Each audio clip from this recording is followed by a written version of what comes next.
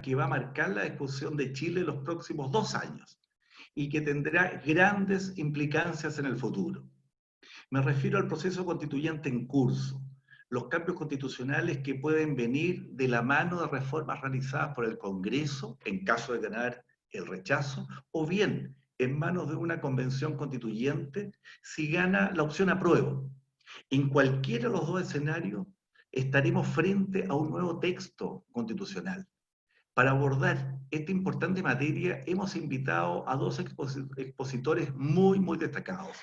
En primer lugar, quiero presentar ante ustedes a Marisol Peña, abogada de la Universidad Católica y magíster en estudios internacionales de la Universidad de Chile, profesora titular de Derecho Constitucional en la Universidad Católica, donde también se desempeñó como secretaria general hasta enero del presente año. Finalmente, deseo destacar que ella fue ex ministra y ex presidenta del Tribunal Constitucional de Chile en el periodo entre 2013 al 2014. Muy bienvenida, Marisol, y muchísimas gracias por acompañarnos en este importante encuentro. También nos acompaña Tomás Jordán, abogado y magíster en Ciencias Políticas de la Universidad de Chile, magíster en Derecho Público en la Universidad de Barcelona, ha sido consultor del Banco Mundial, jefe de la División Jurídica del Ministerio del Interior, coordinador del proceso constituyente realizado durante el periodo de la expresidenta Michelle Bachelet entre el 2014 al 2018. En la actualidad, Tomás es profesor de Derecho Constitucional en la Universidad Alberto Hurtado y socio del estudio Álvarez Jordán, Pavlovich y Pérez Abogados. Muy bienvenido, Tomás, y muchísimas gracias por estar en este webinar esta tarde. En resumen, tenemos al frente dos destacadísimos invitados. ¿Por qué hemos querido iniciar esta conversación? Muchos han hablado de la legitimidad, la necesidad y la oportunidad de un nuevo texto constitucional. Pero hay algunos temas esenciales a nuestro juicio que han quedado al margen del debate tradicional. ¿Cómo se hará cargo el texto constitucional de la realidad que vive el nuevo ciudadano chileno? ¿Insistiremos en una constitución para una sociedad basada en lo presencial, en el mundo del papel, o ha llegado el momento de incorporar los derechos denominados de cuarta generación a partir de la gran revolución digital que vive la economía mundial y obviamente nuestra economía? ¿Qué aspectos son esenciales incluir en el texto constitucional? Les pongo solo un ejemplo de la nueva complejidad que surge de esta discusión futura. Un tema clave a resolver es la brecha que existe en materia educacional. Pero la crisis sanitaria sumó otra brecha, que es la digital. Por lo tanto, la educación de los próximos años no podrá ser concebida sin un necesario complemento, que es lo remoto, lo virtual, o con la necesidad de acceso a la información digital. ¿Cómo pueden abordarse estas complejidades interrelacionadas con el nuevo texto constitucional? No esperemos que en este conversatorio se entreguen todas las respuestas a todas nuestras inquietudes, pero sí queremos al menos comenzar con esta instancia a instalarlas en el debate público. ¿Cómo nos vamos a organizar esta mañana? No se preocupen por el almuerzo porque nuestra meta es intentar terminar entre las 13:15 y las 13:30. Ese es nuestro horario, digamos, de desafío de término. A continuación, le daré la palabra a nuestros invitados para que en un máximo de 12 minutos cada uno nos exponga su visión sobre los 7 más importantes desafíos que tendrá este proceso constituyente. Y a continuación, iniciaremos un ciclo de preguntas al cual están todos invitados a participar enviando sus comentarios a través del chat. Sin más detalles de esta introducción, simplemente quiero cederle la palabra a Marisol Peña. Marisol, tienes la palabra. Muchas gracias, Claudio. Muy buenos días a todos. Agradecer en primer lugar esta invitación del retail financiero a participar en este interesante webinar y ciertamente celebrar la posibilidad de compartir el panel con Tomás Jordán, que es un abogado constitucionalista, como bien se ha dicho, muy destacado, joven pero muy destacado y ciertamente actor muy directo de lo que hasta ahora es el proyecto más omnicomprensivo de cambio a la Constitución chilena en 1980 que conocemos. Entonces, quisiera, junto con expresar mis agradecimientos por la posibilidad de estar hoy día acá, quisiera hacerme cargo del primer tema que nos plantea Claudio Ortiz, que son los desafíos del proceso constituyente. Y para ese efecto me gustaría enmarcar la conversación que vamos a tener hoy día en un punto de partida, y ese punto de partida creo que no puede ser sino el acuerdo por la paz social y la democracia y la nueva constitución, perdón, que se suscribió por los partidos políticos con representación parlamentaria el 15 de noviembre del año pasado. Quiero decir que ex profeso he situado aquí el hito inicial porque yo no soy de las personas que creen que el proceso constituyente se haya iniciado necesariamente en el estallido social del 18 de octubre. Más bien pienso, lo puedo profundizar más adelante, que allí se expresaron demandas ciudadanas que tienen que ver con cuestiones sociales de inequidad, de falta de dignidad, pero que no estaban originalmente vinculadas a la demanda por una nueva constitución, la que se levanta como una salida institucional a la crisis desatada después del estallido del 18 de octubre, en verdad por los partidos políticos, como dije, con representación parlamentaria en este acuerdo. Entonces, el primer desafío a la luz de este acuerdo es hacerse cargo en la nueva constitución de la crisis social y política que se evidenció a partir del 18 de octubre. Y a mí me parece que ahí tenemos un tema que de suyo es complejo. Desde luego porque la crisis política no se ha superado, más bien mi opinión es que se ha acentuado.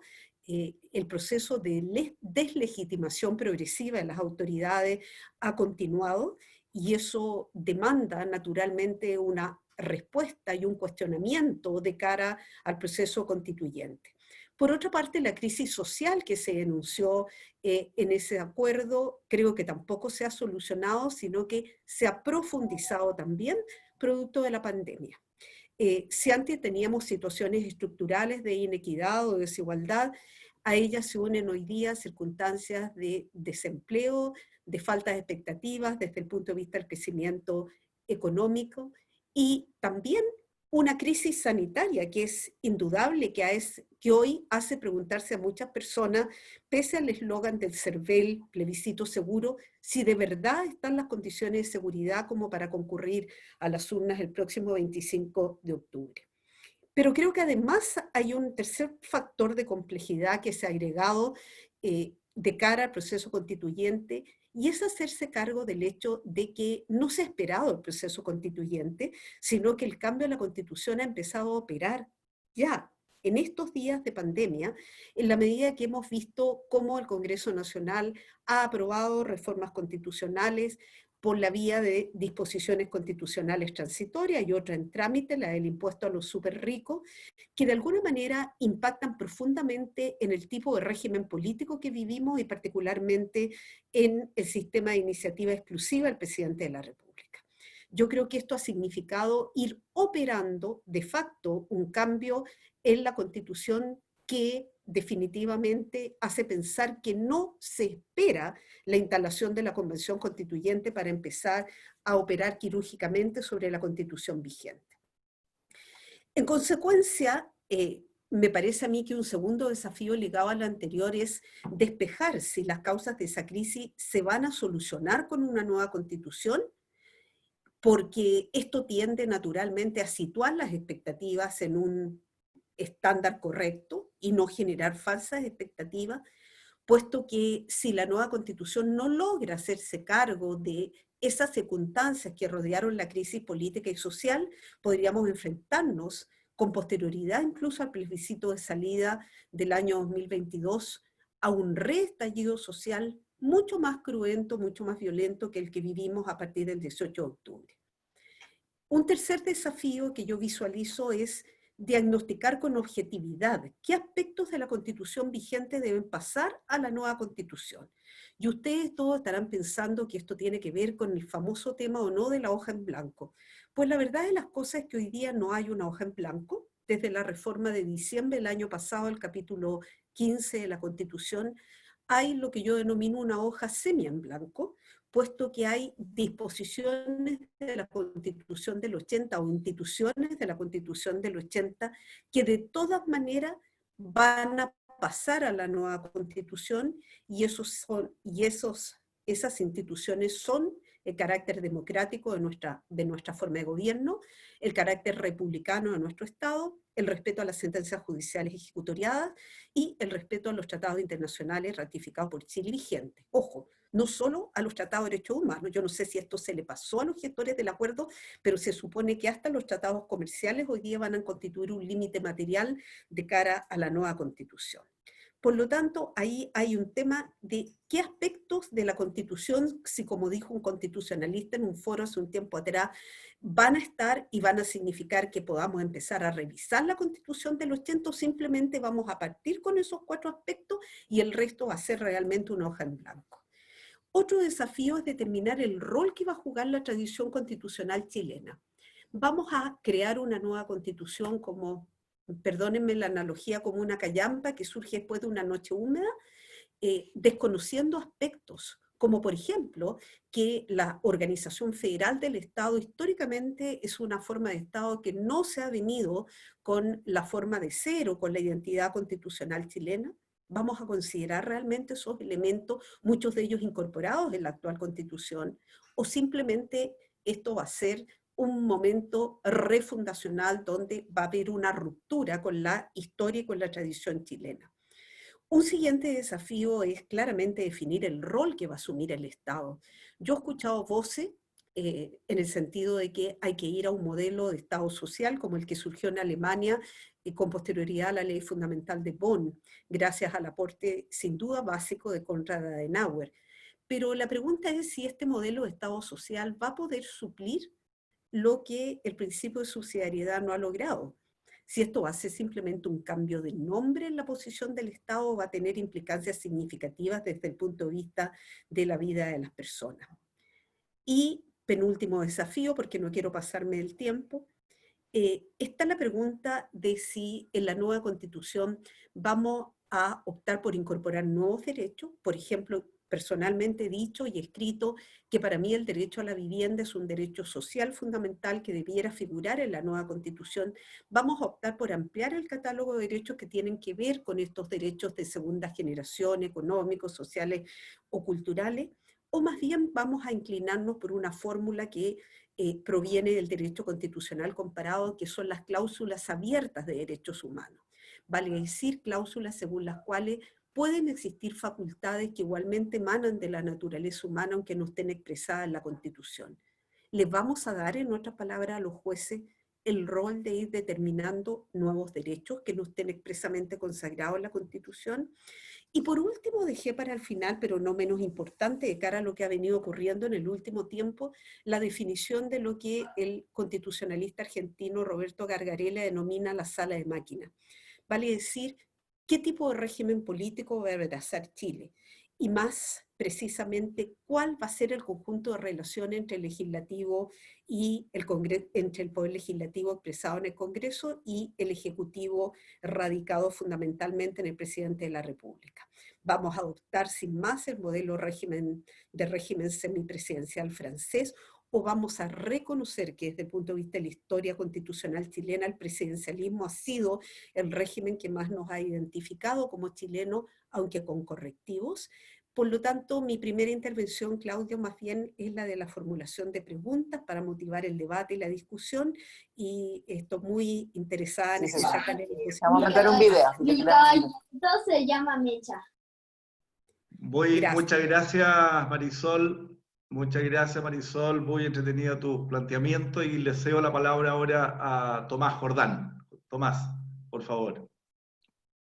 Gracias, Claudio. Muchas gracias por la invitación. Un honor estar con Marisol, que nos conocemos por el mundo académico, bueno, y por su rol de ministra hace muchos años, así que le agradezco también sus palabras y se las correspondo totalmente. En el fondo ella ha cumplido un rol muy trascendental en distintos aspectos, ¿no?, en el mundo constitucional chileno en los últimos años. Así que un agrado estar contigo, Marisol. Creo que bueno, tenemos ciertas miradas distintas sobre lo constitucional y lo importante y lo entretenido, por decirlo, de este debate, es que podamos conversar y ustedes puedan mirar esas miradas diferentes, observarlas y también poder sacar sus propias reflexiones a partir de esta conversación constitucional. Sobre los desafíos, me parece que me gustaría situar como que hay un gran desafío y hay otros desafíos.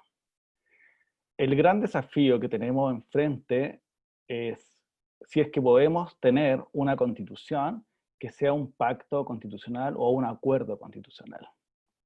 Me parece que si a mí me han preguntado el último tiempo cuál es el gran problema de la constitución actual, y básicamente es que el problema de la constitución actual es que no es un acuerdo o un pacto constitucional transversal. Es una constitución vigente, es una constitución aplicada, es una constitución que ha sido reformada, es una constitución que el proceso de transición democrática optó por su reforma a partir de los quórum y procedimientos establecidos, pero lo que toda constitución, para que perviva en el tiempo y para que sea legítima, requiere que hayan acuerdos políticos lo más amplios posible, y de acuerdos políticos y jurídicos. ¿Por qué? Porque la Constitución básicamente es una norma, pero es una norma que refleja nuestro acuerdo sobre las instituciones políticas, el poder, y refleja nuestro acuerdo sobre el sistema de derechos fundamentales. ¿Qué derechos tenemos y si es que se van a exigir o no?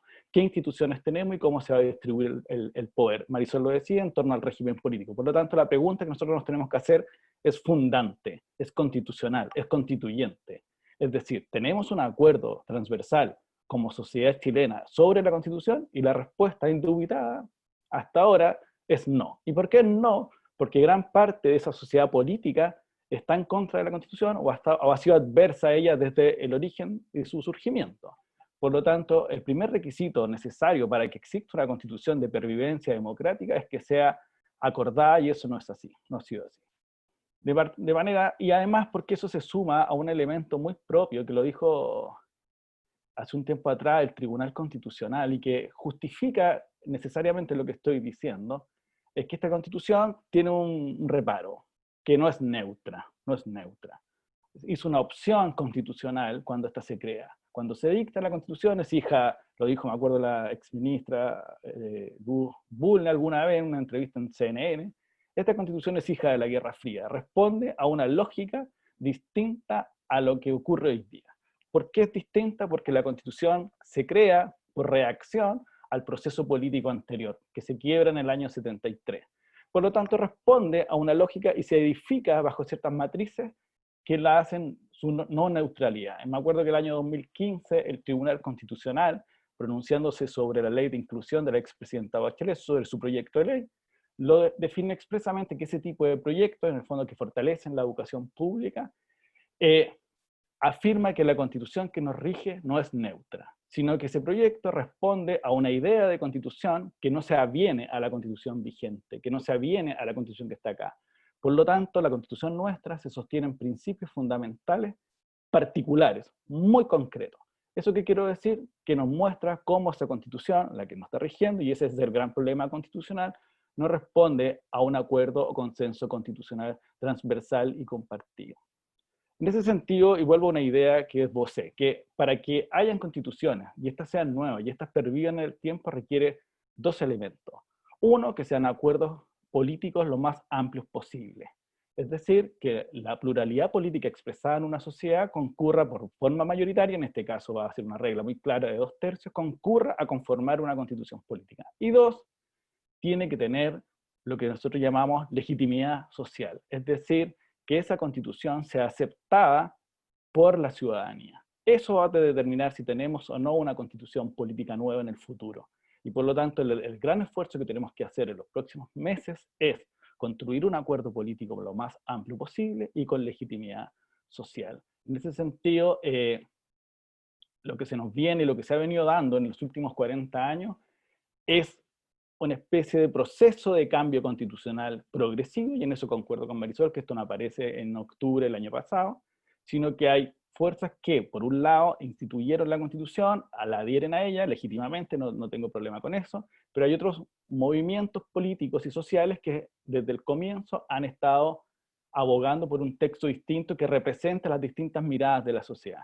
¿Y por qué digo esto? Porque yo creo que el gran desafío que tiene la Constitución y que tiene el proceso constituyente, yo decía, hay un gran desafío que sea acordada. ¿Y eso qué significa al final del día? Que los distintos proyectos políticos tengan cabida en la Constitución.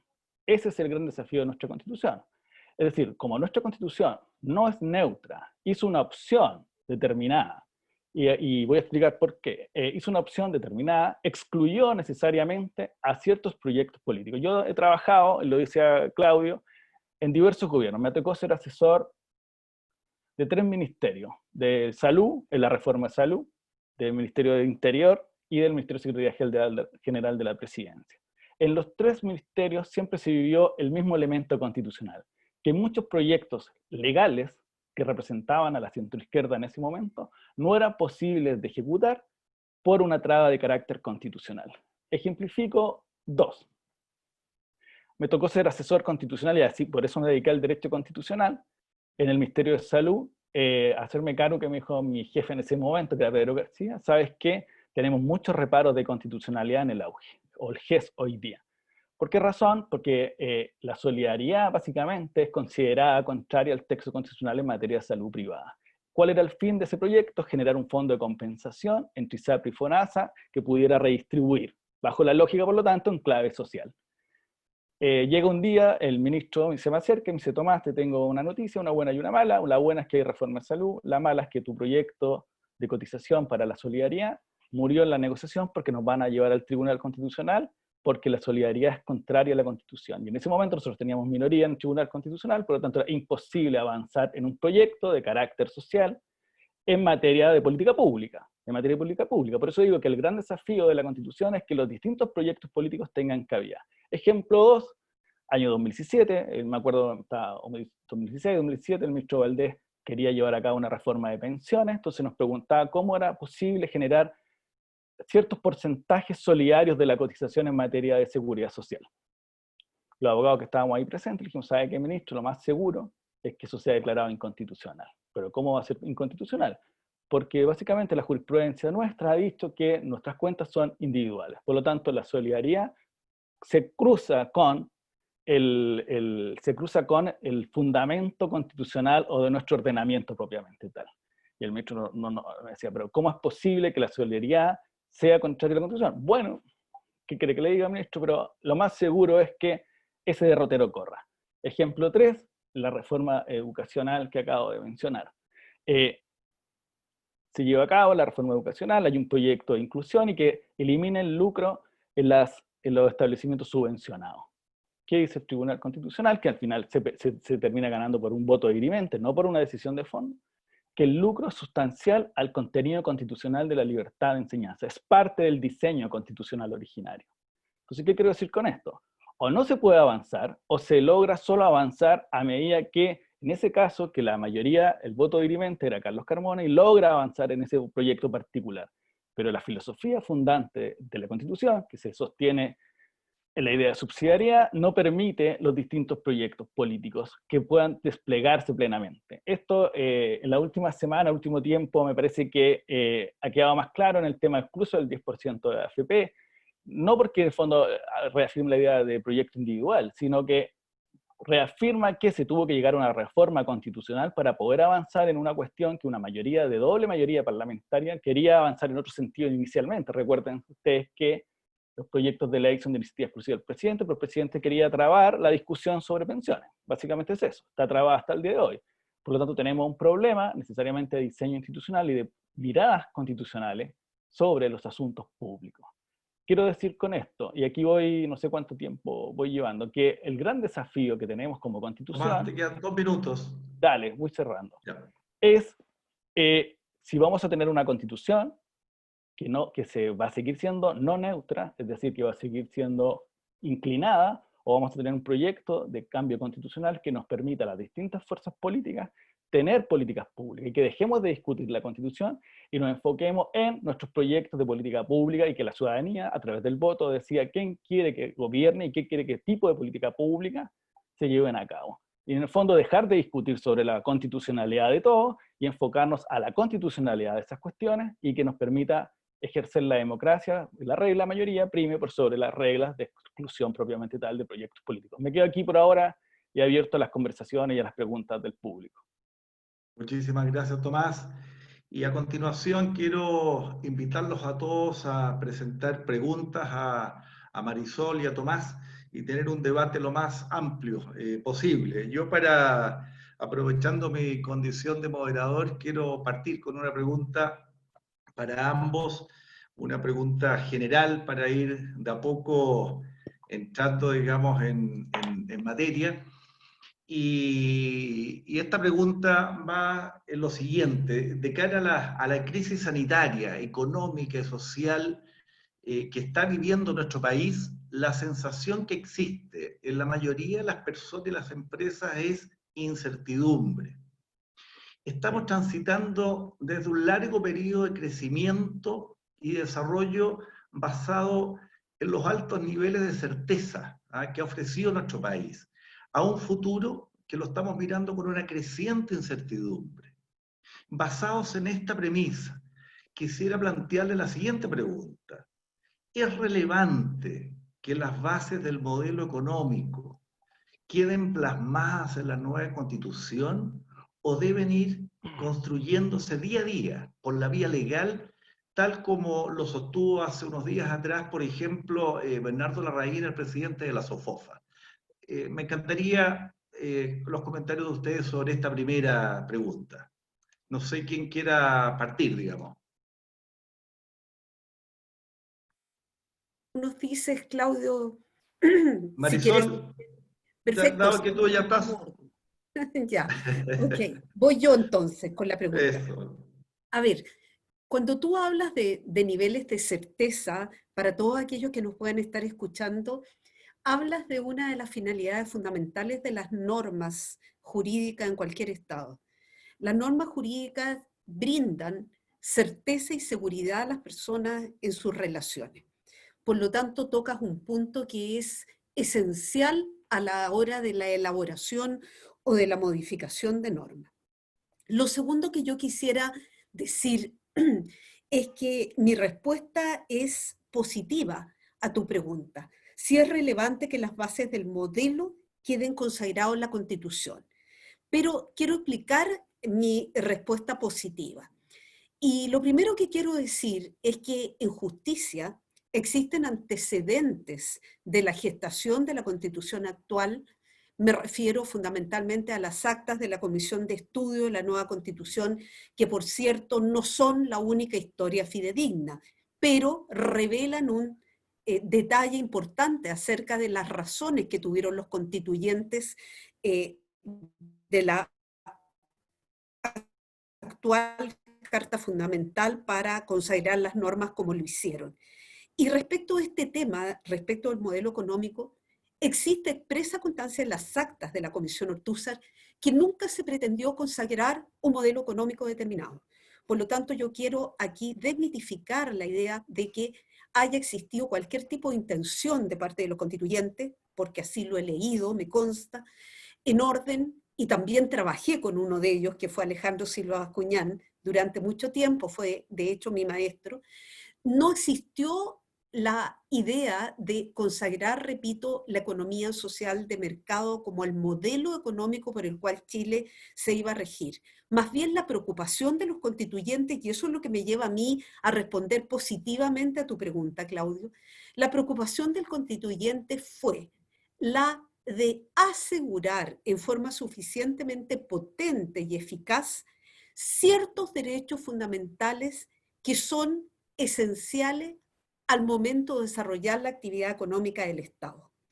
Y eso justifica, ¿verdad?, que en esta Constitución exista una diferencia que no existía en la Constitución del 25 entre el derecho a la propiedad, es decir, la libertad para adquirir el dominio de toda clase de bienes, con ciertas excepciones, y el derecho de propiedad, la protección de aquello que ya se ha incorporado a nuestro patrimonio y de lo cual solo se puede ser privado mediante una expropiación por ley general o especial que lo autorice por causa de utilidad pública o interés nacional.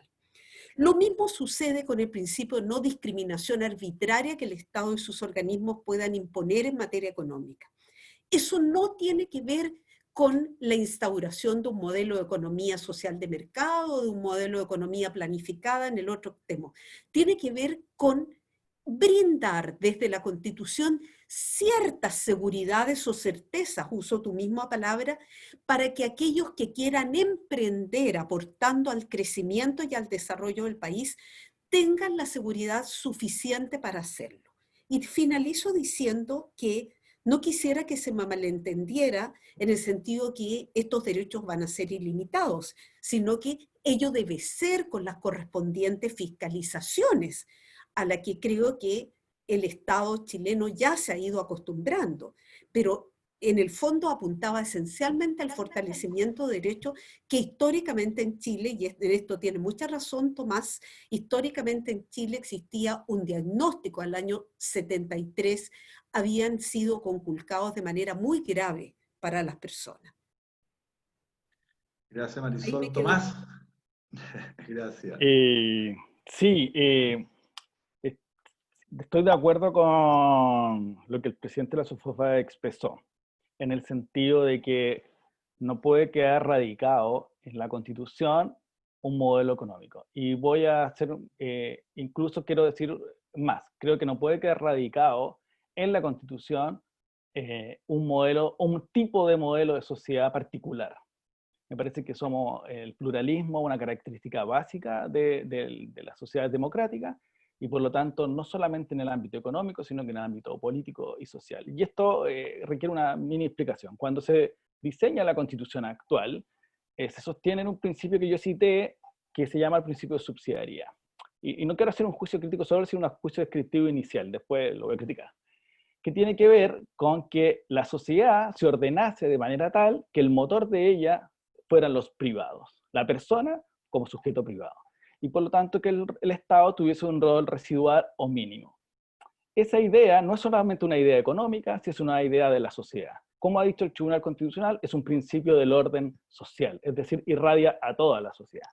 Y eso lleva una particularidad que ha llevado a afirmar algunos, creo yo, de que hace una opción por un modelo económico de la Constitución. Eso lleva una expresión en la realidad, que todos los bienes, al ser usados por los privados, poder ser disponibles por los privados, se pueden privatizar. Se pueden privatizar. Y por lo tanto, disponer en la sociedad a partir de las reglas de los privados. Y esto pasó en el diseño institucional, si uno lo ve cronológicamente, se establece la Constitución en el año 80-81, y después se empiezan a dictar las leyes de seguridad social, las leyes de salud, las leyes de pensiones, y por lo tanto, ¿qué es lo que se hace? Se habilita al privado a que se haga cargo de aquellos bienes que, de acuerdo a la nomenclatura clásica de los derechos, son derechos prestacionales estatales. Se llaman derechos sociales. La Constitución chilena hizo una opción: permitir la privatización de esos bienes. Tanto así que si nosotros hacemos un poco de historia reciente, la campaña presidencial del ex candidato Vigil el año 89, ¿cuál era su programa de salud? ISAPRE para todos. Es decir, el modelo de salud privada que fuera universal, es decir, que fuera para todas las personas de la sociedad. ¿Qué quiero decir con esto? El necesario, más sumado a lo que decía Marisol correctamente, la Constitución hace una opción sobre un tipo de derechos que se llama la Constitución económica. En el fondo, inclina la Constitución hacia una categoría de derechos que se llama Constitución económica. Si uno lo compara en cualquier Constitución democrática europea, no existe esa categoría tal cual está en la Constitución chilena. Si uno examina la Constitución de Finlandia, la Constitución de Suecia, la Constitución de Alemania, la Constitución española, la Constitución italiana, cualquiera, la Constitución económica tiene básicamente dos garantías: la libertad de empresa, ¿okay?, y el derecho de propiedad, tratado básicamente en 2 o 3 apartados. Nosotros tenemos, creo que, 12 incisos del derecho de propiedad en nuestra Constitución. Pero también responde a una historia, yo lo entiendo, porque lo dice muy bien Marisol. El año 73 en adelante, la Constitución responde a la realidad que le tocó vivir y para quienes ejercían el poder en ese momento. Por lo tanto, es una reacción al proceso político anterior. Pero eso hoy día requiere una relectura, y ahí cierro, Claudio, como muy bien lo dice el presidente de la SUFOFA. No es necesario hoy día, creo, consagrar un modelo económico en la Constitución propiamente tal, sino que el debate democrático y las fuerzas mayoritarias, según las decisiones de la ciudadanía, vayan determinando el curso de estas acciones. Gracias. Marisol, ¿quieres retrucar o pasamos a otras preguntas que tengo sobre lo mismo? A ver, mira, yo la verdad que quisiera, más que retrucar, adicionar algunos elementos. Y esos elementos tienen que ver con lo que yo denomino la identidad constitucional chilena. Para mí es muy importante que las constituciones, reitero, no se escriben en un momento refundacional o fundacional único, dejando absolutamente atrás el pasado. Tomás dice que el diagnóstico que se realizó al momento de elaborar la Constitución de 1980 fue un diagnóstico de quienes ejercían el poder político. Yo creo que en ese punto no estoy de acuerdo con él. Es un diagnóstico que provenía de la sociedad, de las miles de personas que fueron expropiadas en este país como consecuencia de un proceso de reforma agraria, que no fueron debidamente compensadas con indemnizaciones que se adecuaran al valor real de la propiedad y cuyo pago, además de indemnizaciones, se postergó por tal cantidad de años que fueron famosos los juicios contra la Cora, hasta bien entrada,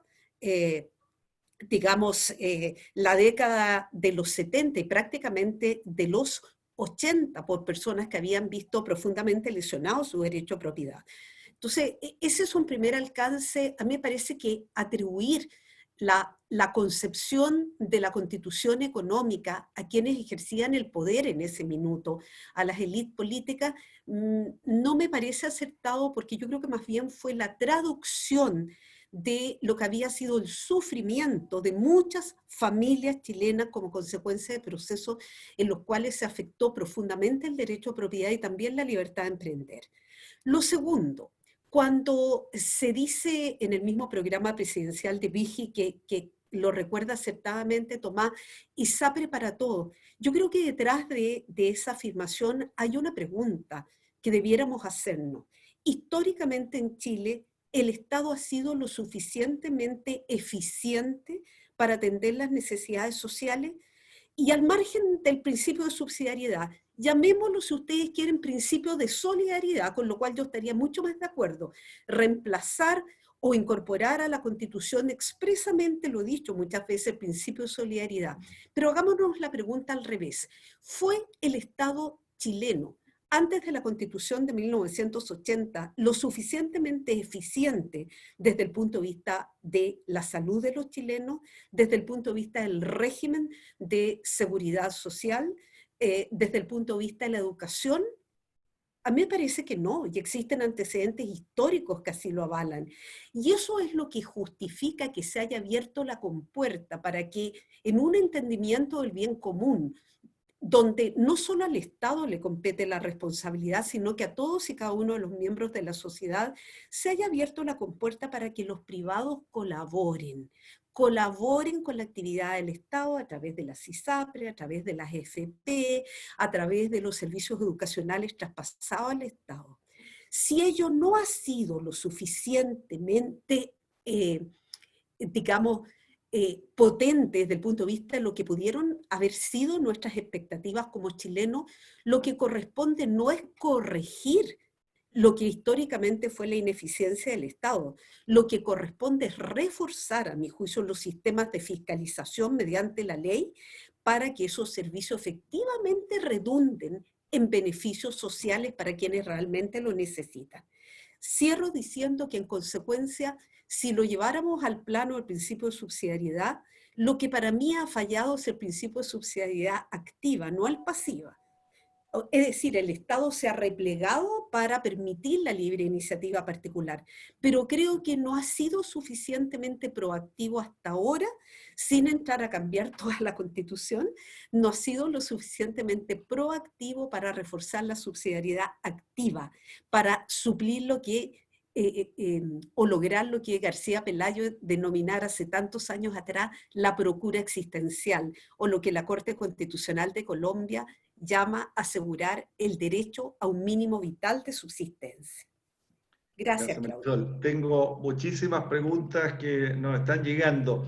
Quiero preguntarle a Tomás por una pregunta que me acaba de llegar, que dice, tomando las últimas palabras de Tomás respecto de la democracia, respecto a la intervención original de Tomás.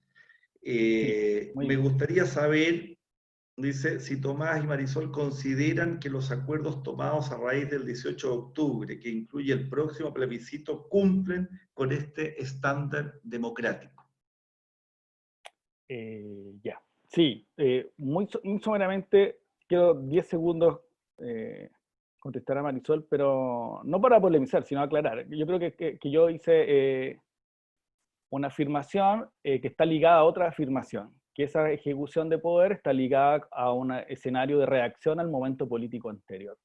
Y que me parece que Marisol, a los ejemplos que da, afirma esa idea de por qué ese ejercicio del poder en ese momento constituyente reaccionó al ciclo político anterior a través de tomar ciertas decisiones.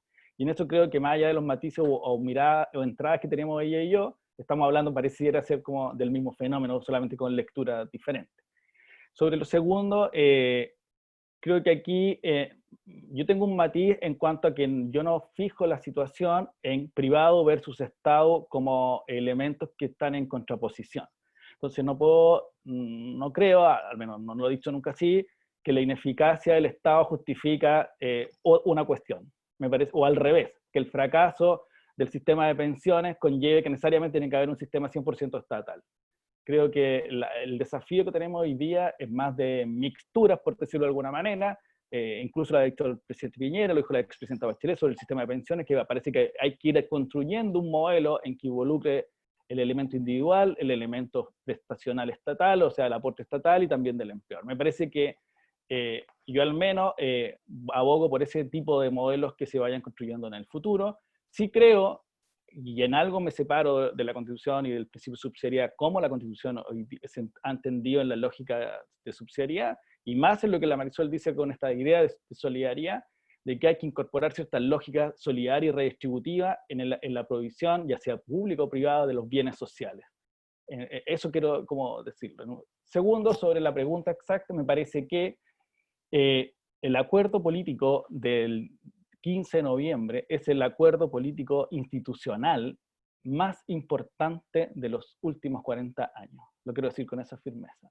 Es decir, las fuerzas políticas democráticas representadas en el Congreso Nacional, donde se ejerce la soberanía popular, tomaron la decisión transversalmente en un acuerdo de 2/3, en ese sentido de que todas las fuerzas, porque después se expresó en una reforma constitucional de 2/3, de fijar un itinerario para evaluar la posibilidad de cambiar la Constitución. Quiero decirlo así, porque el voto dice apruebo o rechazo. Por lo tanto, lo que hacen las fuerzas democráticas representadas en el Congreso es, en una coyuntura de crisis social bastante extrema, y extrema en todo sentido, porque si nosotros hacemos un análisis de lo que viene pasando de octubre hasta acá, hemos visto cómo el presidencialismo, el presidente de la República, en una posición debilitada, ha tenido que, por decirlo de alguna manera, entregar o ceder o aplazar su poder en favor de la fuerza política que quedaron más firmes en este periodo, que fue el Congreso Nacional. No, y ahí Marisol en delante decía sobre un especie de, como, no lo dijo así, y por eso le pido disculpas, lo voy a decir, como un parlamentarismo medio de facto, pero más bien yo creo que estamos frente a un presidencialismo débil y un presidente que le tocó un momento de ejercer su poder con doble minoría en el Congreso, lo cual tiene consecuencias institucionales. Y la consecuencia institucional es que tiene que adecuarse a esa mayoría. Pero bueno, vuelvo a la pregunta. Me parece que el acuerdo político de noviembre es el acuerdo institucional más importante o más relevante de los últimos 40 años. Yo creo que después del plebiscito del 88, este es el acto más importante, y por lo tanto es tomado por las fuerzas políticas democráticas, mayoritarias, institucionalmente, porque ese acuerdo se refleja en una reforma constitucional que se aprueba en diciembre del año pasado, 24 de diciembre, si no me acuerdo, se publica. Es decir, la política democrática operó en plenitud en esa situación. Lo que pasa es que uno puede discutir las razones por las cuales se tuvo que llegar, pero hay distintas lecturas sobre esa situación. Una lectura, que es la mía, tiene que ver con que el presidente de la República no estaba en condiciones en ese momento de conducir el proceso político y tuvo que pedirle al Congreso que llegara a un acuerdo transversal con él, que básicamente lo negocia el ministro del Interior, para poder mantener la estabilidad institucional de la República, que es ejecución, y con esto cierro, del artículo 6 de la Constitución, que dice que todos los poderes públicos deben mantener la institucionalidad de la República. Es decir, ese es el mandato que se ejecutó ese día, 100% constitucional. Tengo otra pregunta, gracias Tomás, que me gustaría pasársela a Marisol, y si tú quieres también referirte después, Tomás, feliz, que dice, ¿cómo se explica que hoy estemos debatiendo acerca de un proceso constituyente si el actual gobierno elegido por una amplia mayoría ciudadana histórica fue elegido no contemplando en su programa de gobierno un cambio constitucional? ¿Por qué estamos en esto si el presidente de su programa no incluyó una reforma a la Constitución? Gracias, Claudio. Bueno, muchas gracias a quien nos ha formulado la pregunta. Yo diría que aquí evocando algo que es propio de una de las disciplinas que practico, que es el derecho internacional, hay un cambio fundamental de las circunstancias. Una rebus stantibus que, como Tomás también seguramente maneja muy bien, eso supone y permite hasta la modificación de los tratados, de aquellos acuerdos que se han convenido entre los actores del sistema internacional. A mí me parece que aquí, durante el gobierno del actual presidente, se produjo un cambio fundamental de las circunstancias, pero en dos sentidos. En primer lugar, porque se visibilizó después del estallido social del 18 de octubre una inquietud ciudadana que, si uno tuviera que resumirla en una frase, tiene que ver con la presencia de profundos niveles de desigualdad y de inequidad dentro de la sociedad chilena.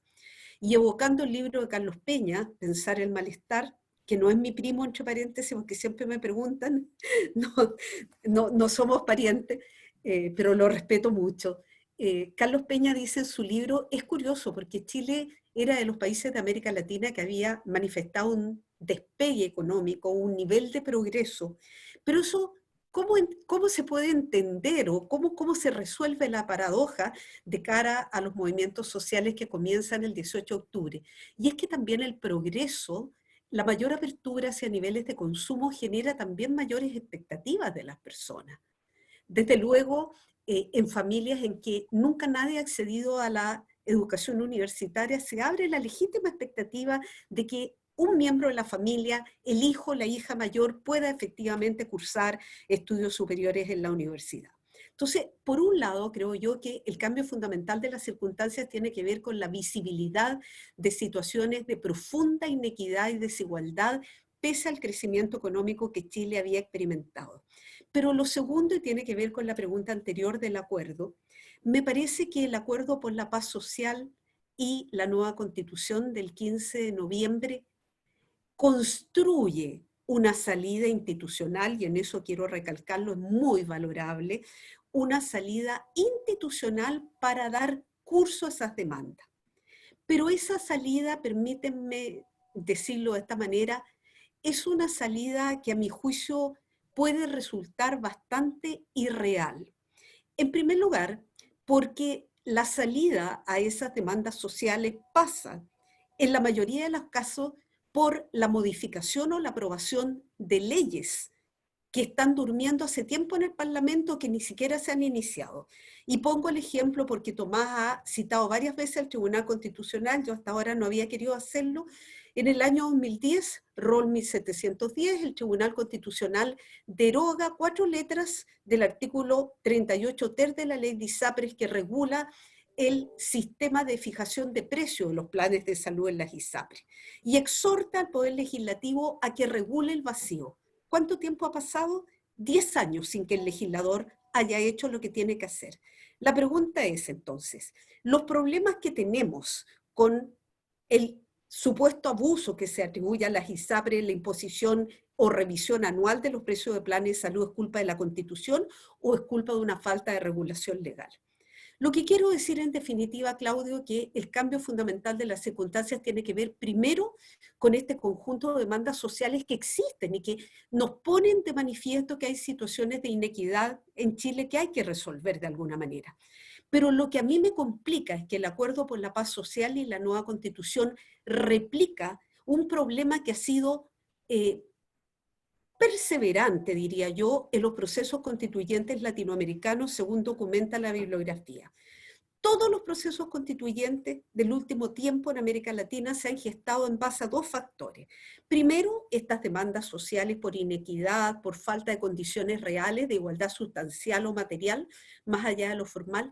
Pero segundo, y esto es muy importante, por el desprestigio de las élites dirigentes. Por lo tanto, vuelvo a algo que había dicho. ¿Quién adopta, quién suscribe el Acuerdo por la Paz Social y la nueva Constitución? Los partidos políticos con representación parlamentaria.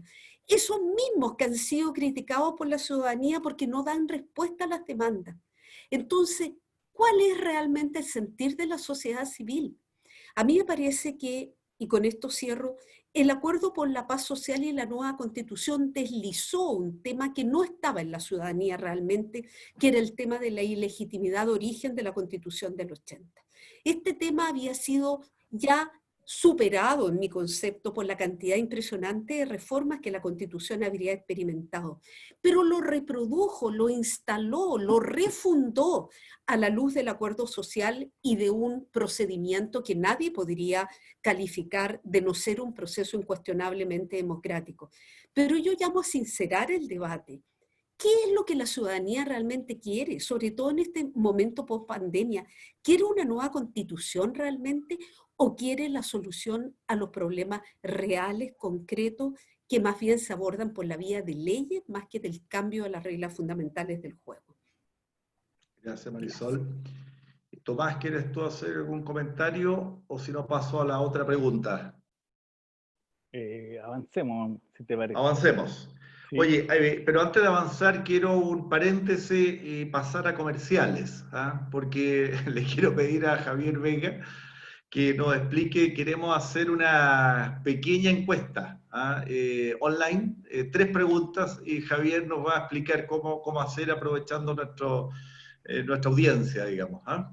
Vamos a hacer una encuesta cortita. La idea es que podamos comentarlas después. Hay muchas preguntas que han estado llegando al chat, así que después de la encuesta, además de comentar los resultados de esta encuesta cortita, van a seguir respondiendo las preguntas que ustedes han estado haciendo. Así que en la pantalla les va a aparecer en algunos minutos 3 preguntas. Respóndanlas directamente en la pantalla y de ahí vamos a mostrar los resultados. Comienza la votación.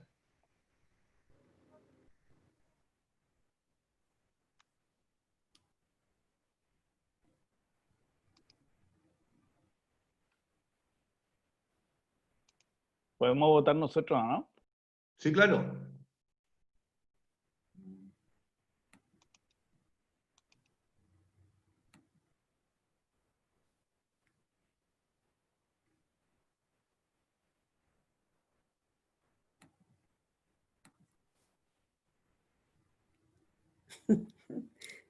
Fuimos de los primeros votantes con Tomás. Eso, muy bien. Unos minutos. Oye, Para dar el ejemplo. Javier, después comentamos los resultados para pasar a otra pregunta, ¿te parece? No problema. Ya. Quiero pasar a otra pregunta más en el mundo digital, en lo que estamos transitando. ¿Ah?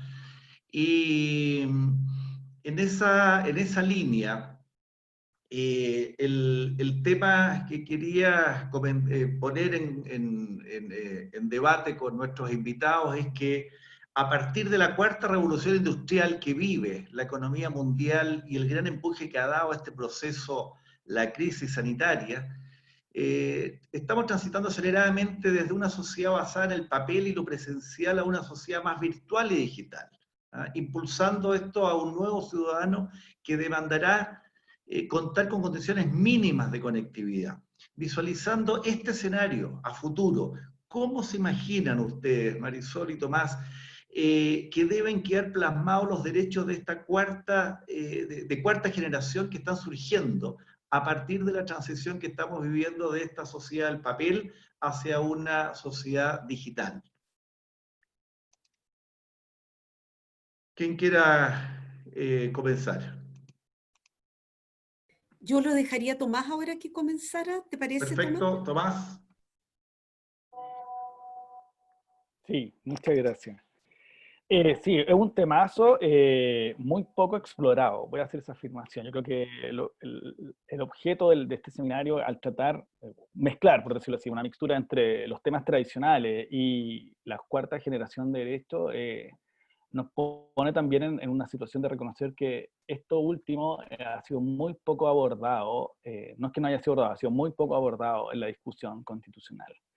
Básicamente porque nosotros como sociedades en vías de desarrollo, al menos en eso estábamos, somos sociedades de transición, y lo quiero plantear así. Somos sociedades que arrastramos problemas de países más pobres, y estamos justo en una coyuntura mundial de que avanzamos hacia ciertas situaciones nuevas, y que la pandemia nos aceleró de manera patente o muy palpable hoy día. Hace tiempo atrás era imposible pensar en un mundo digitalizado, nuestra vida laboral, incluso nuestra vida personal y los seminarios como estos que estamos acá. Entonces, quiero decir con esto, me recuerda tu pregunta cuando nosotros en la reforma política del año 2015, cuando se tuvo que regular de nuevo las reglas de campaña y propaganda electoral, apareció el tema digital.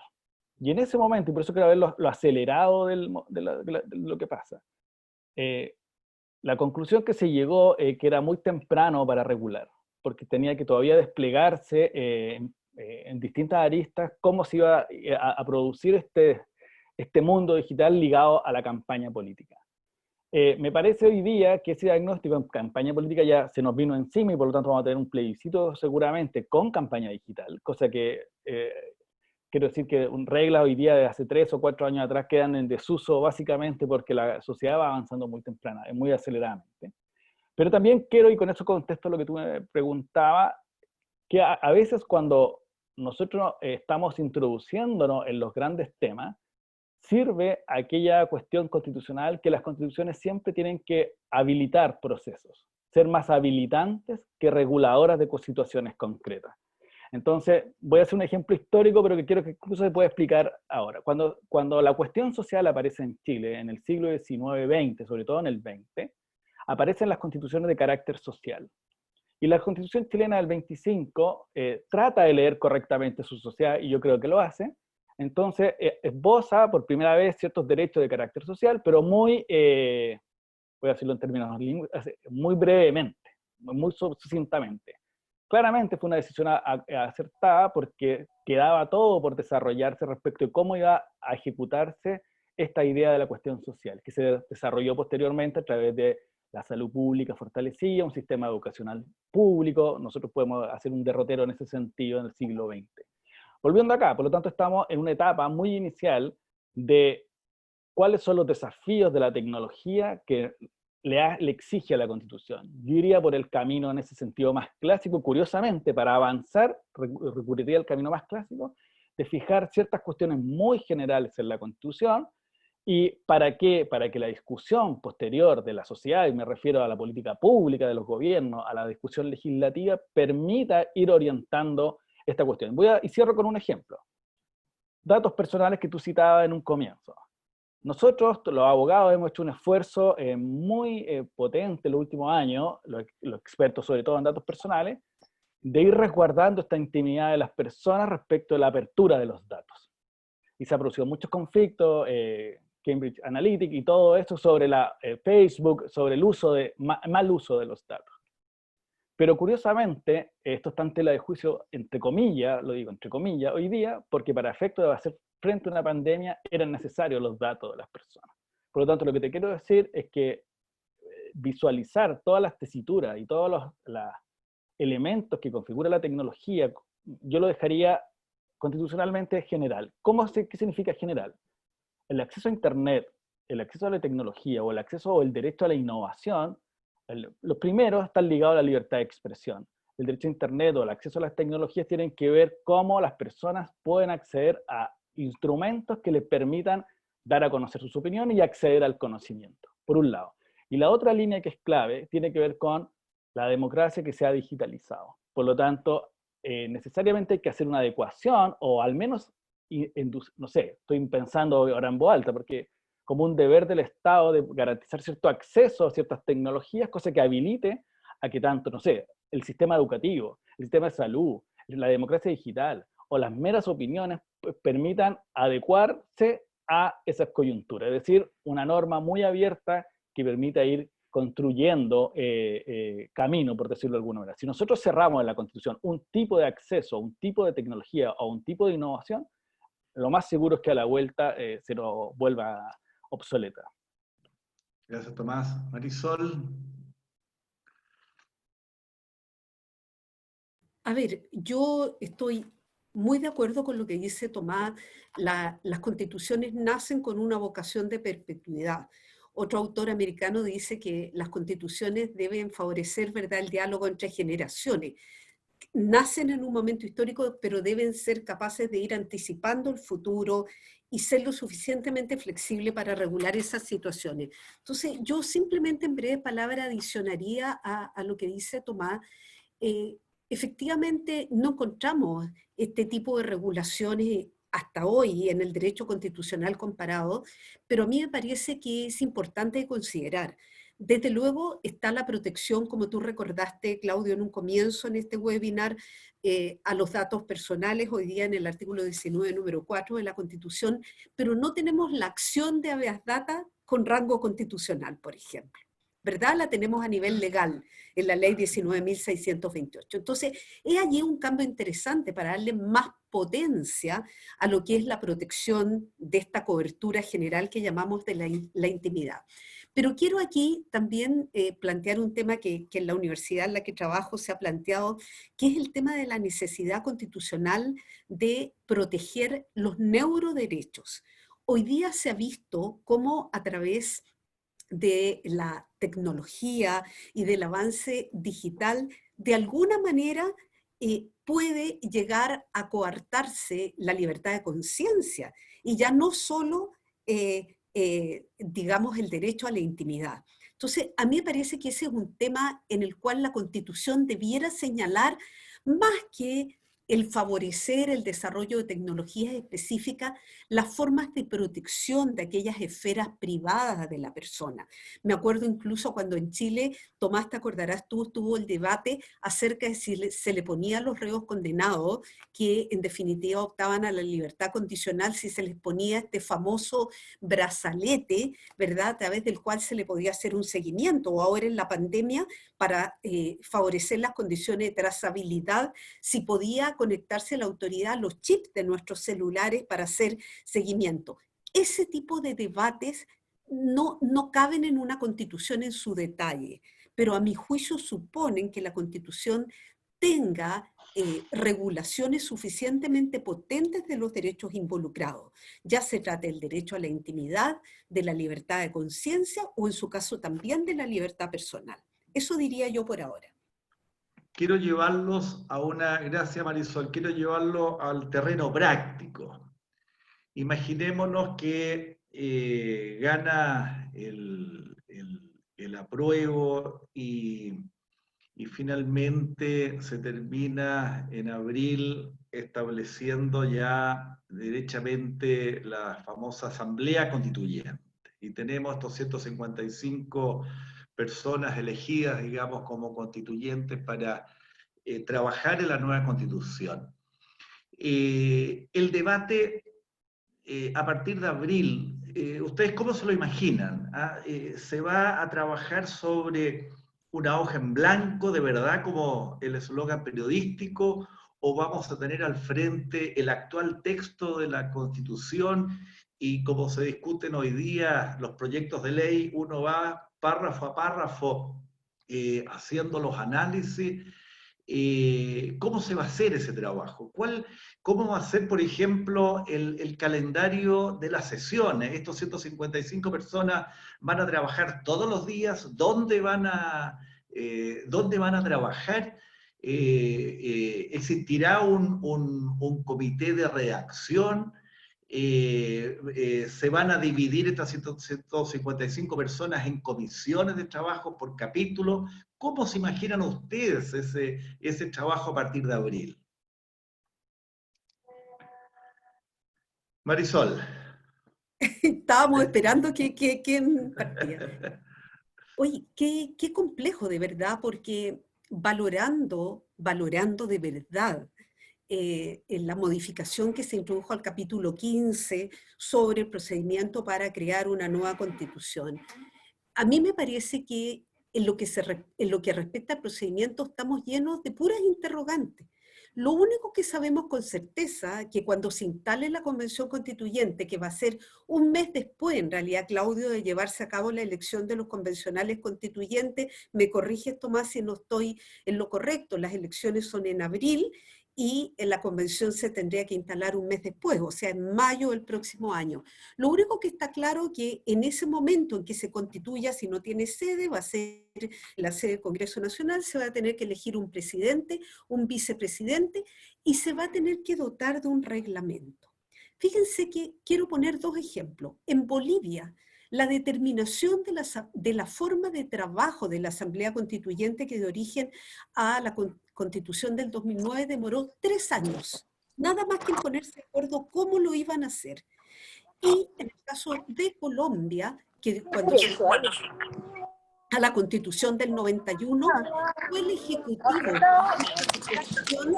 de la Asamblea Constituyente el proyecto de reglamento. Por lo tanto, había bastante camino avanzado. Aquí se supone que recién la convención va a empezar a elaborar el reglamento, que también tiene que ser acordado por los 2/3. Por otro lado, si uno mira otros procesos constituyentes comparados, a mí me preocupa, y quiero decirlo aquí, para que el proceso constituyente no siga siendo capturado por las élites políticas y por los partidos políticos a quienes les tengo el mayor respeto, pero al mismo tiempo soy realista, están deslegitimados frente a la ciudadanía. ¿Cómo vamos a asegurar en el proceso constituyente, más allá de la elección de los convencionales constituyentes, la participación de la ciudadanía propiamente tal? Por ejemplo, de la gente de las empresas, como hay muchos que están aquí hoy día participando en este webinar, o de la gente del mundo del trabajo, o de la gente de las universidades, o de la gente del mundo sindical.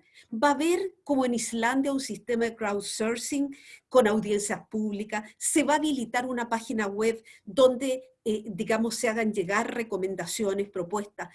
Va a seguirse el debate por los medios de comunicación y a través de las redes sociales. La verdad es que estamos llenos de interrogantes. Y lo único concreto que puedo decir sobre el particular es lo que les escuché a un distinguido constitucionalista hace un par de meses atrás, Javier Couso, que dijo, mira, me dijo, si la idea es incluso tomar la Constitución del 80, ir viendo los artículos que pueden quedar y los que no. Entonces yo le dije, dime una norma que consagre esa tesis tuya o esa modalidad de trabajo. No está en ninguna norma, fuera de ser un deseo muy positivo, muy legítimo de una persona que admiro mucho, que además es un gran amigo. No veo que exista claridad en las reglas del juego, más bien lo que veo son grandes interrogantes y me preocupa porque no puedo estar de acuerdo más con lo que dijo Tomás. Ojalá que si gana la opción apruebo y vamos a un proceso constituyente, esto no sea pactos donde haya simplemente transacciones, esto por ti, esto por mí, sino que sea un acuerdo, un fruto de las voluntades, pero de todos, no solamente de los partidos, de los convencionales constituyentes, sino que de la sociedad chilena en torno a cómo quiere regirse en el futuro. Lo siento, mi visión no es muy... Está muy bien, ¿no? Está muy bien, gracias. Y tu visión, Tomás, ¿cómo te lo imaginas tú este proceso a partir de abril? Sí, gracias. Un poco más optimista, pero voy a tratar de explicar por qué. Me parece que, a ver, voy a hacer ciertas premisas que parecen conceptuales, pero son muy concretas. Entre más acuerdos hay, los acuerdos producen dos efectos. Bajan los quórum y disminuyen el valor de las normas reglamentarias, lo voy a decir así.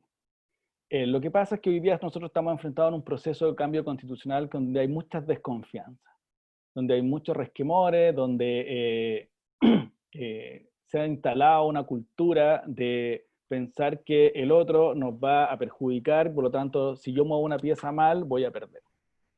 Lo que nosotros hemos visto en el último tiempo respecto al cambio constitucional es que ha sido procesos que han tenido distintos momentos y que se han ido acordando ciertas cuestiones por el sistema político, y en particular el ejecutivo con el legislativo. Y en eso creo que, y ahora voy aterrizando, los desafíos son los siguientes. Me parece que de aquí en adelante el gran desafío de la sociedad no solo los partidos, los movimientos sociales, también los empresarios, es ir construyendo un diálogo democrático para ver cuáles son aquellos elementos que es posible acordar. ¿Por qué? Porque si uno es pragmático, la convención que tiene que lograr 2/3, la pregunta va a ser, ¿dónde van a estar esos 2/3?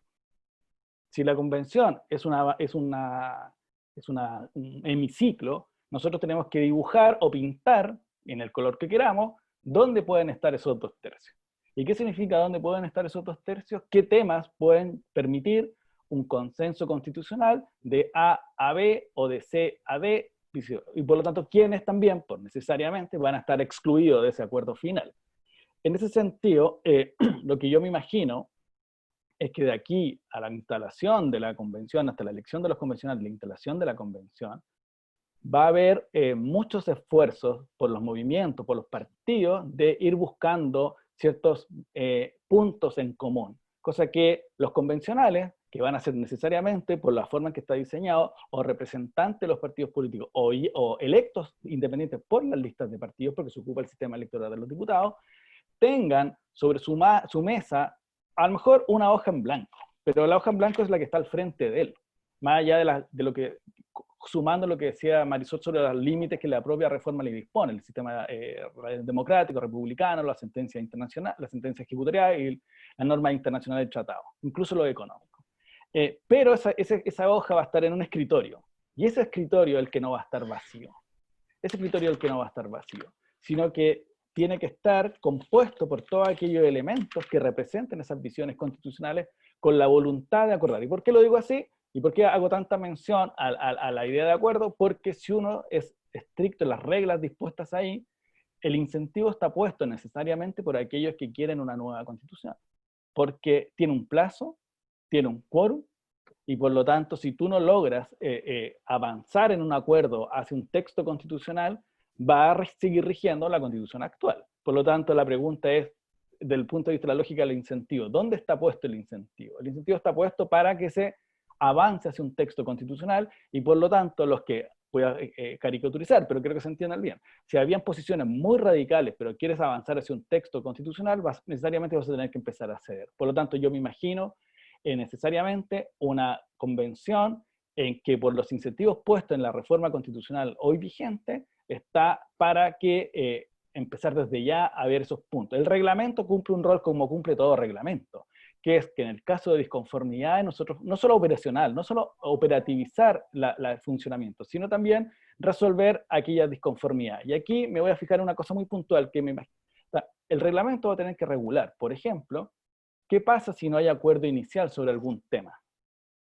Por lo tanto, tenemos dos opciones. La que han dicho algunos, que lo que no se acuerde ahí va a la ley, cosa que yo no estoy de acuerdo, o a lo mejor el reglamento va a tener que regular de manera tal de que tenga distintas, pase distintas veces por la discusión constitucional, un tema que a lo mejor no logra acuerdo en la primera vuelta, pero lo logrará en una segunda oportunidad.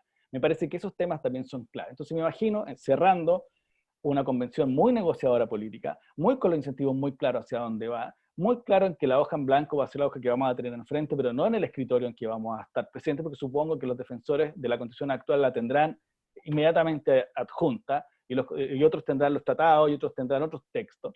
Sí me imagino muy deliberada, o sea, y ahí cierro con esto, hay un punto ahí, cómo nosotros incorporamos participación durante el proceso, de los distintos actores de la sociedad civil, la ciudadanía, porque hay un elemento que yo decía al comienzo que siempre se tiene que tener en claridad, que entre más legítimo es el proceso, menos cuestionado va a ser posteriormente. Por lo tanto, un factor de legitimidad es un factor de aceptación por parte de la ciudadanía y los actores sociales respecto de lo que se está discutiendo, no necesariamente estar de acuerdo en lo que se está resolviendo, pero sí ser parte del proceso propiamente tal. El próximo año, o sea, de aquí a a diciembre del 2020, vamos a tener cerca de 15 instancias electorales. La pregunta es cómo esto puede afectar este proceso de construir una nueva constitución, partiendo la base también de lo que tú has mencionado, Tomás, en alguno de tus pasajes, en que hay como faltas de confianza, o ponerlo de otra manera. En este minuto sentimos que tenemos una sociedad, algunos con mucho miedo, otros con mucha rabia. Entonces, ¿cómo se logra conciliar a la gente que está en estas distintas posiciones para lograr un resultado final virtuoso? Porque también de escucharlos a ustedes que tienen posiciones distintas, pero yo creo que todos los que estamos aquí presentes sentimos que si ustedes son los que se sientan a redactar una futura constitución, estaríamos todos muy tranquilos porque a pesar de las diferencias tendrían puntos de encuentro y una mirada país subordinando una serie de demandas pequeñas que tienen a veces, digamos, el mundo político. Entonces, ¿cómo logramos conciliar las confianzas que dan los expertos como ustedes, la gente que viene del mundo académico, que es independiente, en la esquina que estén, digamos, generan mucha confianza cuando uno los escucha, pero cómo se va a hacer este trabajo de cara a estas 15 elecciones en que estos 155 constituyentes van a estar permanentemente influenciados por todas estas campañas políticas, por estos procesos electorales, que son 15, de aquí a diciembre del 2020. Tomás. Sí, ahí estoy ya con la palabra. Sí, encantado. Hay varias cuestiones. Yo creo que hay distintos niveles de análisis. Uno que es un análisis como de lo que nos está pasando en el último tiempo, en que las posiciones moderadas tienen poca cabida en los espacios de discusión. Mira lo que voy a decir. En general, la polarización rinde mucho más que las posiciones que confluyen hacia la moderación. Y en ese sentido agradezco plenamente la invitación, pero es más fácil que escriba una columna alguien que diga que la Constitución se murió, alguien que diga que hay que necesariamente empezar a buscar acuerdos constitucionales de alguna manera. Por ese lado. Entonces creo que estamos viendo una etapa no solo de las personas, sino también incluso de la responsabilidad de los medios que tienen que, donde la polarizar vende más que buscar el acuerdo propiamente tal. En ese sentido, creo que los desafíos que se nos vienen son completamente, ¿cómo decirlo? Creo que, voy a insistir en un punto, creo que necesitamos que los distintos actores políticos y sociales, empresariales, generen esos espacios de diálogo político. Voy a hacer una cuestión, creo que la única manera de ir bajando las desconfianzas, la única manera de ir bajando los resquemores entre los actores es generar espacios de diálogo. ¿Qué me pasa a mí en lo más académico? Generalmente uno ve un seminario y generalmente las posiciones que están ahí son del mismo lado de la mesa, por decirlo de alguna manera. Entonces, si yo me junto solo con los míos, punto uno, siempre me voy a encontrar la razón, y dos, nunca voy a saber cuál es aquel elemento que necesito yo entender del otro para poder llegar a un acuerdo. En la política, y en esto más bien me refiero a mi experiencia en las políticas públicas, la negociación de proyectos de ley, el principal elemento es entender la posición del otro. Y eso requiere, y ahí voy a ir cerrando a lo más técnico, por lo tanto, es necesario que los distintos actores con incidencia, me refiero a los abogados y abogadas constitucionalistas, cercanos a grupos políticos, a movimientos, a grupos de cualquier tipo, empecemos a conversar entre nosotros, porque nosotros seguramente, algunos constitucionalistas, hombres y mujeres, serán candidatos y electos, otros seremos seguramente asesores en algún nivel de alguien, y por lo tanto ahí también se fraguan muchos acuerdos. La Convención Constitucional, la Asamblea Constitucional colombiana tuvo mucho de conversación constitucional a través de sus asesores constitucionales. La convención nuestra tiene una secretaría ejecutiva técnica que busca ser el soporte constitucional y político, técnico, en el fondo seguramente la politología va a tener un rol muy clave en los análisis comparados, también los constitucionalistas tendrán un rol muy clave en la técnica constitucional. Me parece que eso es lo que hay que empezar a buscar avanzar o trazar nuestras líneas de acción más allá de nuestros propios grupos a los cuales pertenecemos. Y eso va necesariamente como consecuencia a ir trayendo tranquilidad a los distintos actores. Eso no quiere decir que la disputa constitucional sea compleja, no quiere decir que la disputa constitucional sea muy difícil muchas veces, como lo es todo proyecto país, ¿no? Porque al final básicamente se discute eso. Eso en general, Claudio. Gracias, Tomás. Marisol, tu comentario sobre esto. A ver, yo me quiero referir específicamente al tema de desarrollar o ir a la elaboración de una nueva constitución en medio de un ambiente absolutamente electoral. A mí me parece que eso genera dos tipos de riesgos.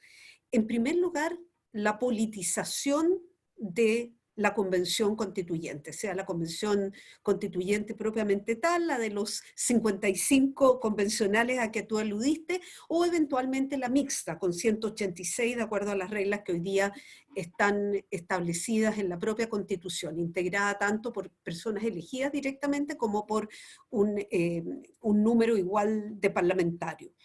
A mí me parece que efectivamente el desarrollo permanente de procesos electorales donde se confrontan, y aquí quiero asumir una mirada de la política en cuanto lucha, pero no una lucha negativa necesariamente, sino que una lucha en el sentido de la faja gonal de la política, donde se confrontan, donde se contraponen miradas distintas de bien común. Entonces, a mí me parece que trabajar en la elaboración de una nueva constitución en un escenario permanentemente electoral va a hacer de alguna manera que los partidos políticos, a los que reitero les tengo el mayor respeto, de alguna manera puedan capturar el proceso constitucional. Y eso a mí me preocupa profundamente, porque yo creo que si algo uno puede leer en las demandas o en los requerimientos ciudadanos posteriores al 18 de octubre del año pasado, es que efectivamente hay un llamado urgente a las instituciones que están deslegitimadas, insisto, que están ausentes, respecto de las cuales la gente no se siente representada o siente traicionado, incluso en el caso de los parlamentarios que integran el Congreso, siente traicionado el depósito de confianza. Ahora, el segundo riesgo, fuera de que la convención constituyente esté capturada por los partidos políticos producto del ambiente en que va a desarrollar su trabajo, el segundo riesgo, digo, se manifiesta para mí en los porcentajes de abstención electoral. Fíjense que tengo aquí a la mano el porcentaje oficial publicado por el CERVEL de la elección de presidente del año 2017, el actual presidente de la República. Del total del padrón electoral, incluyendo las personas que vivimos en Chile como las que estaban fuera del país, que ascendía en ese momento a 14.300.000 y tantas mil personas, votó en la primera vuelta el 46,72%. Y estamos hablando de la elección de las más importantes autoridades del país, del presidente de la República y de los parlamentarios. ¿Qué se espera entonces en un ambiente, además, como dice Tomás, tan polarizado, donde la lógica maniquea está tan instalado? Porque es muy schmittiano lo que está ocurriendo. Si tú tienes una posición distinta, tú eres el equivocado, no yo. Yo soy el que poseo la verdad absoluta. De tal manera que el segundo riesgo que yo veo en un proceso con tantas elecciones es que vamos a vivir una suerte de deslegitimación permanente, al menos desde la perspectiva de los grados de abstención electoral. Y por último, quisiera decir que concuerdo absolutamente con Tomás en el reto o en el desafío que esto supone para la sociedad chilena. A mí me parece que hay que hacerse cargo de que los partidos políticos, las instituciones públicas, la élite política está deslegitimada en este país. Por lo tanto, los esfuerzos que puedan provenir de la sociedad civil, como la que ustedes integran, los representantes del retail financiero que están aquí presentes, o el sector de la academia, o el sector de los colegios profesionales, de los grupos de intereses más diversos, cobra mucha importancia para generar espacios de diálogo, porque esos espacios de diálogo van a tener desde ya una legitimidad inicial desde el momento que allí no van a estar representados aquellos que hoy día están deslegitimados. Eso es lo que a mí me preocupa, que finalmente el proceso constituyente se transforme en un círculo vicioso para señalar nuevamente con el dedo, mire, lo que resultó fue el producto de ustedes mismos, que fueron los que se alejaron en definitiva de la confianza ciudadana. Ahí me quedaría. Gracias, Marisol. Claudio, Les tengo propongo, un ya para matiz. ir cerrando, Ah, Tomás, perdona. sí. Sí, solo un matiz, que me gustaría afirmar una idea. Uno, creo que los procesos electorales sí van a ser muy complejos, pero me parece que hay que diferenciarlo entre el proceso electoral que se va a vivir en gobernadores, alcaldes y concejales, que coincide con los convencionales, que seguramente va a ser muy constitucionalizado, versus las elecciones de final de año, que van a tener otro cariz, porque en el fondo la convención, o un poco menos constitucionalizado, porque en el fondo la convención va a estar operando en plenitud, y el resultado de esta no se va a ver después de casi 14, 15 meses después, por un lado. Pero dos, cierro aquí, me parece sí, ahí tengo un matiz con Marisol en lo siguiente. Yo creo que tenemos que fortalecer a los partidos políticos. No hay democracia representativa si nosotros no fortalecemos los partidos políticos. Me parece que una cosa es que haya una delegitimación de que estén en un bajo porcentaje. Otra cosa es que los hagamos como que no pueden participar o tienen que tener un rol casi igual que la sociedad civil en el proceso político que viene. No, yo creo que todo lo contrario. Las democracias representativas solo son estables, solo generan gobernabilidad en aquellos sistemas en que los partidos políticos son fuertes. Y ahí viene otro desafío que incluso es constitucional, que es salir del sistema de partidos de liderazgos individuales a un sistema de partidos fuertes. Entre más fuertes son los partidos, más disciplina interna hay, más partidos programáticos tenemos, y por lo tanto mirada de la sociedad en juego, y por lo tanto la disputa electoral no sobre caudillos, sino sobre programas y sobre conglomerados. Eso me parece relevante. Y lo otro es que la sociedad civil, la ciudadanía, es complementaria en ese rol de representación, de canalización de intereses que tienen los partidos. Me parece que ha venido en el último tiempo, no por Marisol, sino en general, de un discurso antipartido. Por eso que lo distingo a ella. Antipartido. Me parece que pues si nosotros queremos tener gobernabilidad, estabilidad, certeza jurídica y certeza política, lo que tenemos que hacer es fortalecer el sistema de partidos. Les propongo lo siguiente, ya estamos un poco sobrepasados la hora de cierre que nos habíamos propuesto, y los invito a que en 3 minutos cada uno haga un planteamiento de cierre, y en ese planteamiento de cierre, a raíz de varios comentarios que he recibido, que puedan hacer comentarios sobre estos principales riesgos, estos temas que ve el sector empresarial, los típicos, que se va a perder la autonomía del Banco Central, que está en riesgo el derecho de propiedad, si se pueden referir, digamos, a esa materia, si realmente están o no en riesgo, o son mitos, son situaciones muy extremas, digamos. Me gustaría que en esos 3 minutos ustedes pudieran hacer comentarios libres, pero por favor también incorporar esos elementos, porque me lo han pedido varios de los partícipes de este seminario. Pero antes de eso, mientras ustedes piensan en sus 3 minutos, le quiero ceder la palabra a Javier Vega para que nos muestre los resultados de la encuesta. Se estarán preguntando qué respondieron los demás. Bueno, ahora van a ver en sus pantallas los resultados. No sé si ya están viendo los resultados. La primera pregunta que estaba también recogida por lo que mencionó Claudio en relación a las palabras de Bernardo Larraín, si debe la Constitución incorporar las bases del modelo económico. Prácticamente el 60% de los que están acá piensa que sí, el 41% piensa que no.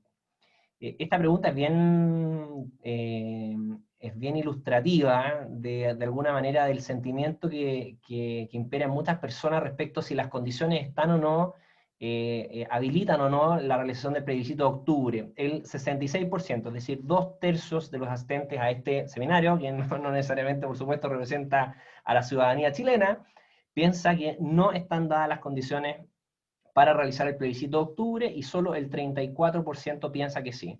Ahora, al preguntarles a los que están acá si la Constitución debería considerar el acceso a Internet como un derecho fundamental, el 61% piensa que sí debe considerar la Constitución el acceso a Internet. Muchísimas gracias, Javier.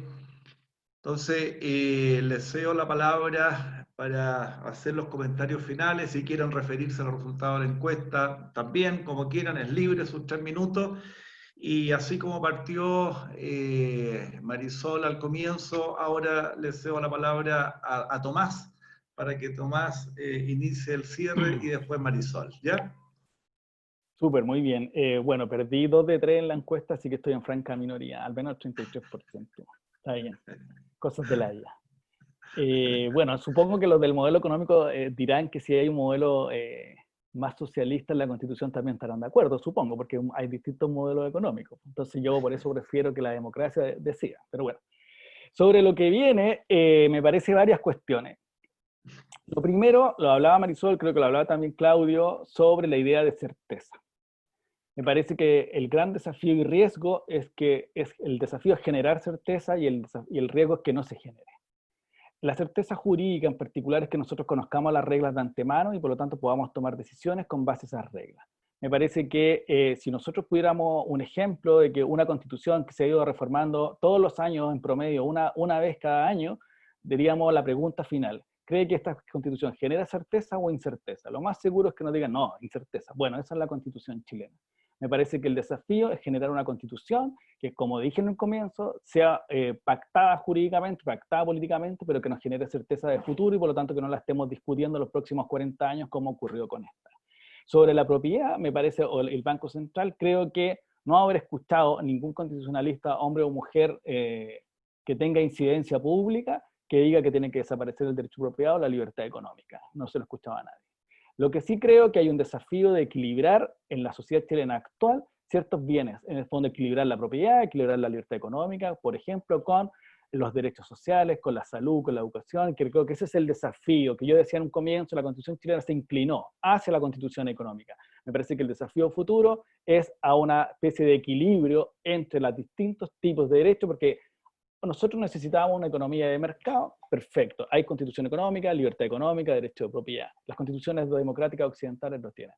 Pero también la pandemia, el estallido social nos ha reflejado que hay ciertos déficits en cuanto a que en este desequilibrio con los derechos de carácter social. Por lo tanto, hay un desafío ahí que es inevitable, lo digo incluso como analista objetivo. La convención va a girar gran parte de ello en torno a los derechos de carácter social, porque es lo que viene reflejando la sociedad en los últimos 6 o 7 años, en educación, en salud. Marisol citaba el fallo del tribunal del año 2010, que es muy clave, todas las marchas educacionales, pensiones, ahora último. ¿Cuáles son esos desafíos? Los derechos de carácter social, a lo mejor la construcción de una sociedad de garantías mínimas, respetando que a lo mejor los proveedores sean público o privado o una mixtura. Eso quiero decir. Entonces, por lo tanto, y cierro en esto, desafío y riesgo. El riesgo es que el proceso no permita cuajar o forjar una constitución que nos dé garantías a todos y que nos permita, como dije en un momento, empezar a discutir políticas públicas, no discutir las bases fundantes del Estado, que es lo que es una constitución. Mi crítica a la constitución actual es que no ha permitido eso. Entonces, ¿cuál es el desafío futuro?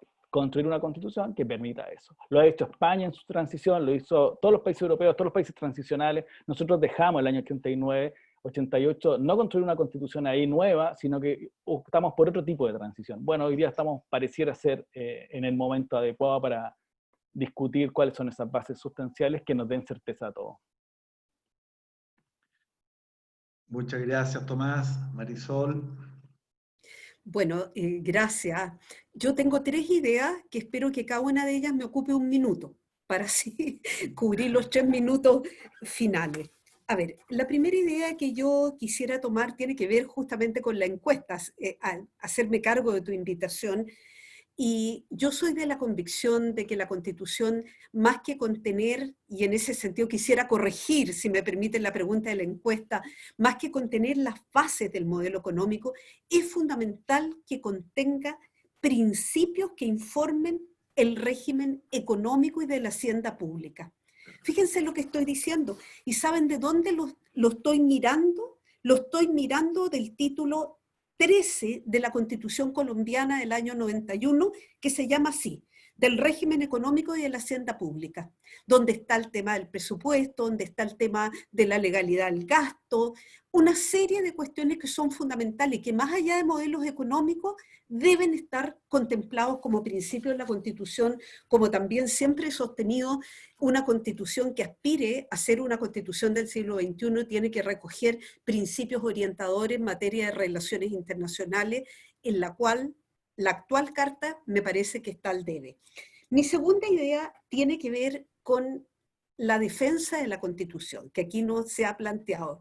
Y para que no me malentiendan ni me cataloguen en un punto determinado, yo no me estoy refiriendo a la defensa de la Constitución del 80, me estoy refiriendo a la defensa del pacto que los ciudadanos, sea una nueva Constitución o sea una modificación de la vigente, al pacto que los ciudadanos convengamos en que va a ser nuestro conjunto de reglas fundamentales para regir nuestro presente y nuestro futuro. Y en ese sentido quisiera reivindicar aquí el rol fundamental que le cabe al Tribunal Constitucional y quisiera oponerme a las ideas que he escuchado en el sentido de eliminar al Tribunal Constitucional. Creo que la acción de inaplicabilidad por inconstitucionalidad ha demostrado que el Tribunal está llamado a defender aquellos derechos de los ciudadanos, del ciudadano de a pie, que no han sido hasta ahora defendidos incluso adecuadamente por los tribunales ordinarios de justicia. Incluso los nuevos derechos, Claudio, aquellos que tengan que ver con la era digital o derechos de la cuarta generación. Por lo tanto, ese es un tema que yo creo que hay que resolverlo, en quién vamos a radicar realmente el amparo de los derechos fundamentales en Chile, incluso contra sentencias judiciales. Y aquí ojalá ningún juez me esté escuchando. Y la tercera idea que quería proponer es que definitivamente, y voy a tomarlo de un socialdemócrata que nadie diría que es un conservador o una persona extrema derecha, voy a tomar la idea de Anthony Giddens en su libro La Tercera Vía, donde señala que definitivamente el ciudadano, los integrantes de la sociedad civil, ya se instalaron en nuestras modernas democracias como partner del Estado. Por lo tanto, yo apelo y espero con confianza que este proceso constituyente no sea un proceso simplemente de las élites políticas. Espero a que haya redes, canales, flujos de información donde los ciudadanos, como cada uno de los que aquí están representados, pueda hacer llegar sus opiniones sobre el derecho a propiedad, sobre la autonomía del Banco Central, sobre la existencia del Tribunal Constitucional, sobre la fuerza que debe tener entre nosotros el derecho a la educación. Por lo tanto, yo cerraría con esas ideas y finalmente un acuerdo, como decía hace mucho tiempo el cardenal Bersaldi, donde logramos sentarnos dos personas que aparentemente estamos en posiciones distintas y terminamos definiendo que al menos logramos uno o dos puntos comunes, es finalmente un éxito de todos. Yo creo que ese es el gran desafío y aquí no puedo sino unirme a las palabras de Tomás. Hace falta personas que despolarizadamente, sacándose la camiseta a lo mejor del sector que representa, tengan una sola palabra por delante respecto de la hoja en blanco. Y lo que ahí dice en esa hoja es una sola cosa: Chile. Gracias. Muchísimas gracias, Marisol. De verdad, gran agradecimiento a ambos, Marisol, Tomás. Quiero de alguna manera representar a toda nuestra audiencia en este seminario y decir de que hemos tenido, de verdad, lo digo muy en serio, dos panelistas de lujo, de verdad, dos panelistas de lujo, porque al escucharlos a ustedes, automáticamente con las distintas visiones que cada uno pueda tener, se genera confianza automáticamente. Y yo creo que el rol que debemos tener a partir de ahora, los distintos actores sociales, los gremios empresariales y otros organismos de la sociedad, tenemos que hacer un trabajo enorme para ayudar a generar las confianzas, porque como tú bien lo dijiste al final, Marisol, necesitamos todos, con las distintas visiones, hacer la mejor constitución para Chile, y ese mensaje es muy potente, y de verdad les agradezco enormemente, o sea, ha sido pero muy ilustrativo todo lo que han entregado como información, el análisis que ustedes han hecho, creo que ha sido muy, muy importante. Así que espero poder, digamos, dejar las puertas abiertas para recurrir a ustedes nuevamente. Yo creo que este es un tema por harto tiempo por delante y nos encantaría repetir esto en otro momento. Así que quiero dejarlos comprometidos para una segunda oportunidad. Muchísimas gracias y que tengan un muy bonito día. Adiós. Muchas gracias, Muchas encantado. Un gracias. saludo a Marisol. Claudio, un gran Igual abrazo. para ti, Tomás, un Adiós, abrazo. que esté muy bien. Un abrazo. que Gracias estén muy a bien. todos por su paciencia de esperarnos hasta esta hora. Sí, tenemos harta gente. Gracias por todo. Un abrazo. Adiós, adiós. Chao.